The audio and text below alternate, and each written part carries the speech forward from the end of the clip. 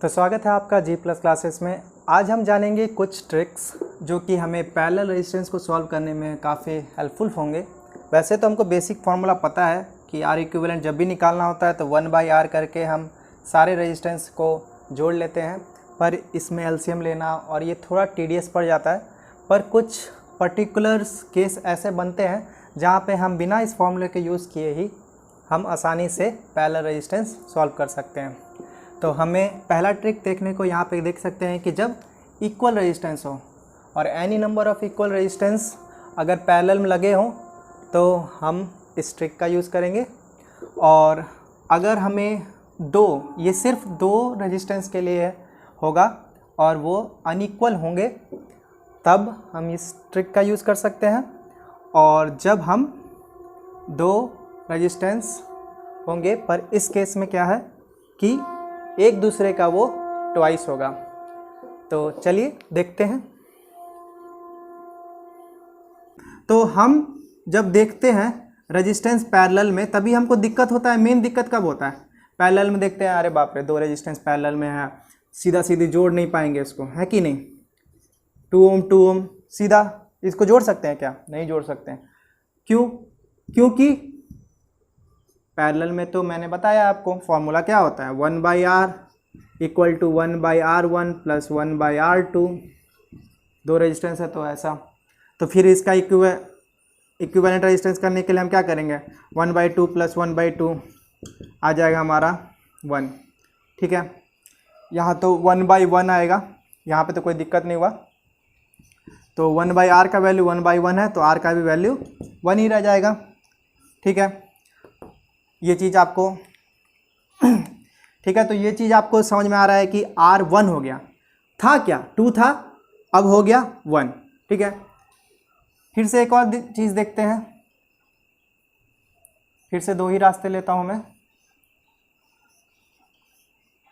ऐसा 4 डालता हूँ। अब देखिए तो क्या हो जाएगा, तो 1/r equal to 1/r1 plus 1/r2 equal to क्या हो जाएगा, 2/4 यानी 1/2। 1/r का वैल्यू क्या आ गया, 1/2। तो r का वैल्यू क्या हो गया, 2 ओम। ठीक है, यहाँ पे आप कंफ्यूजन में तो होइएगा, 1/2 नहीं निकला है इसका, r को उल्टा कर रहे हैं, इसको भी तो उल्टा करेंगे तो r इक्वल टू 2 ओम हो चुका है।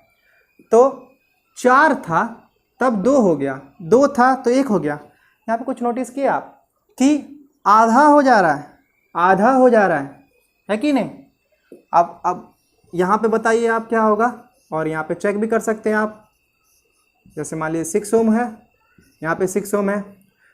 अब आप निकालिएगा, इतना सब कुछ करिएगा क्या, सीधा 6 है, दो रास्ते हैं तो इसका मतलब 3 ओम होगा, आधा हो जाएगा।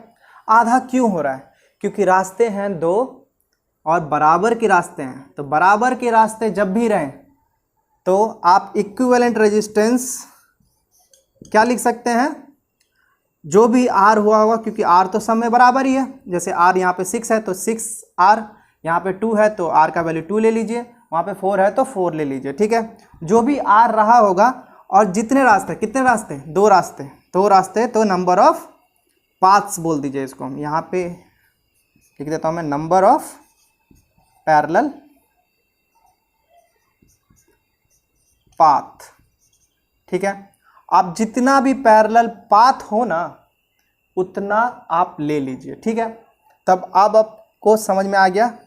जैसे 6 और पैरेलल पाथ कितने हो गए, 2, तो 6/2, इस केस में 2/2, उस केस में 4/2, और भी कितना भी ले लीजिए आप खुद ही देखिएगा। इस फॉर्मूले पे आपका सारा चीज़ बन रहा होगा। ठीक है, जैसे कि एक और ले लेता हूँ मैं, एक और वैल्यू इसी में सॉल्व कर देता हूँ मैं आपको। 3 रास्ते ले लेते हैं। क्या ले लेते हैं? 3 रास्ते ले लेते हैं। 6 ओम, 6 ओम और 6 ओम के 3 रास्ते ले लेते हैं। तो मैंने क्या बताया आपको, r देखिए बराबर ही है, 6 ले लेंगे। और पाथ्स कितने हो गए इस बार, 3 हो गए कि नहीं, तो 3 2 6 सीधा। इसमें कोई उल्टा सीधा करने का, जैसे इसमें आपको उल्टा करने का जरूरत पड़ता था ना आंसर को, तो लेकिन यहाँ पे जो भी आंसर निकलेगा डायरेक्ट निकलेगा। तो कभी भी आपको बराबर रेजिस्टेंस दिखाई दी है तो आपको इतना मेहनत करने की ज़रूरत नहीं है, डायरेक्ट आप सॉल्व कर सकते हैं इस फॉर्मूला को यूज़ करके, ठीक है। पर किस केस में, जब इक्वल रेजिस्टेंस होंगे। तो पहला आप नोट बना के लिख लीजिए, पहला केस में इक्वल रेजिस्टेंस के केस में ये फॉर्मूला लिख लीजिए, यही लिख देता हूँ मैं।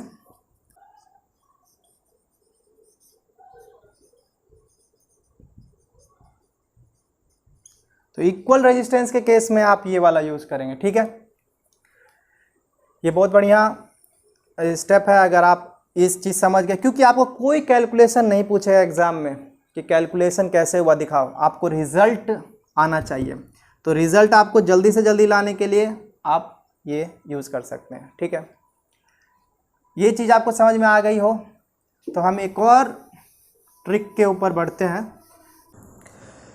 तो अब तक आपने देखा कि जब 2 रेजिस्टेंस या 3 रेजिस्टेंस, कितने भी रेजिस्टेंस है, अगर इक्वल है और उनका पाथ पता है तो हम कर सकते हैं। तो ये भी ट्रिक, इसमें अगर इक्वल ना हो तो क्या करेंगे, लेकिन ये ध्यान रखिएगा ये सिर्फ 2 रेजिस्टेंस के लिए एप्लीकेबल है, ठीक है।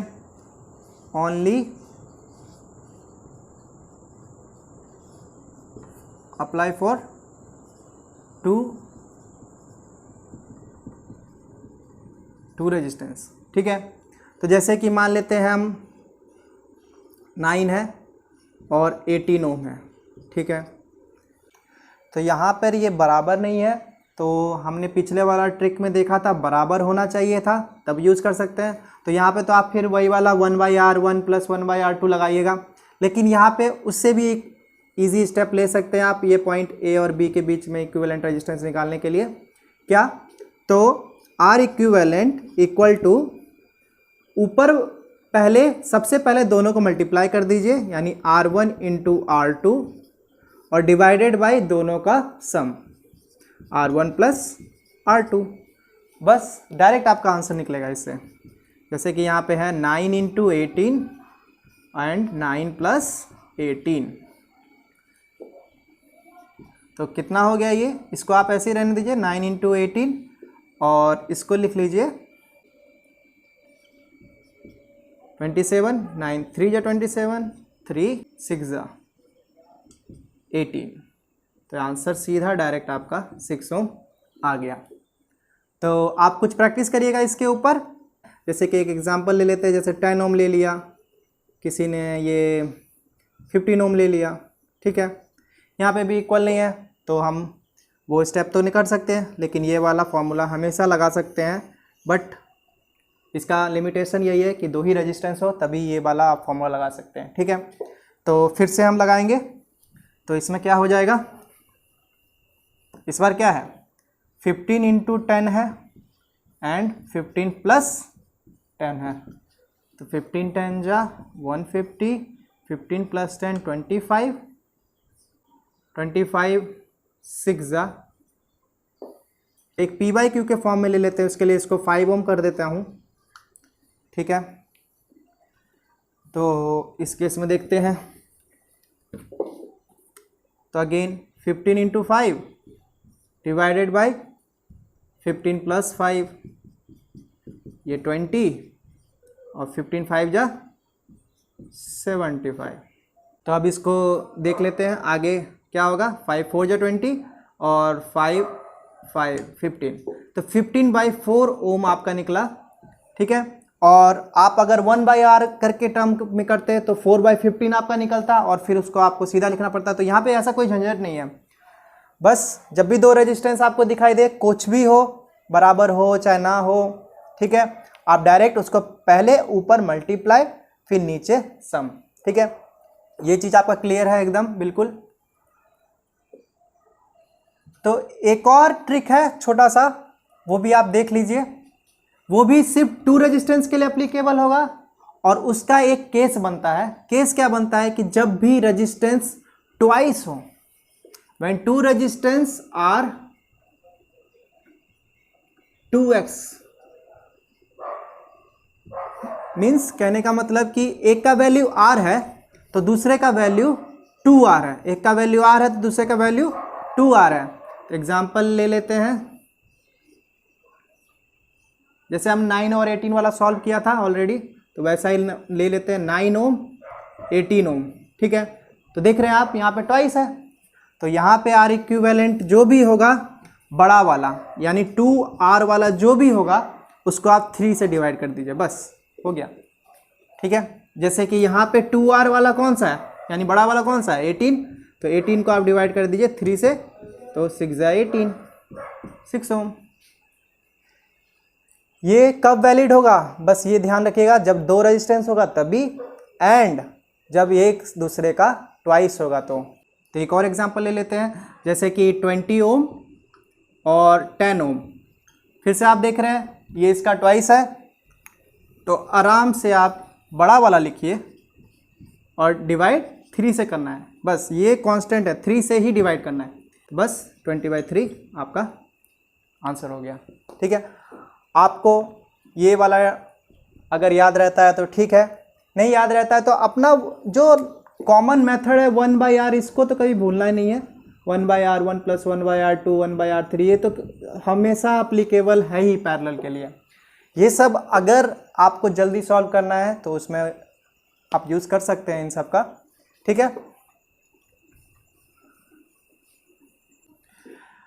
तो हमने कुछ ट्रिक्स सीखे पैरेलल में, जब भी रेजिस्टेंस रहे तो उसके ऊपर कुछ न्यूमेरिकल्स देख लेते हैं और आप भी ट्राई करिए साथ साथ में।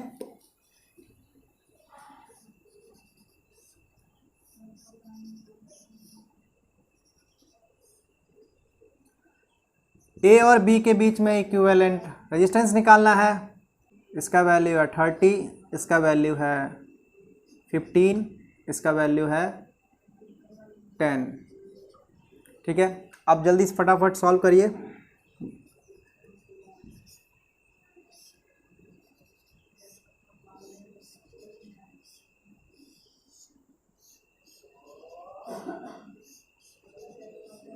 यहाँ पे कुछ रेजिस्टेंस है, आपको अब खुद ही समझना है कि ये पैरेलल में है कि सीरीज़ में है।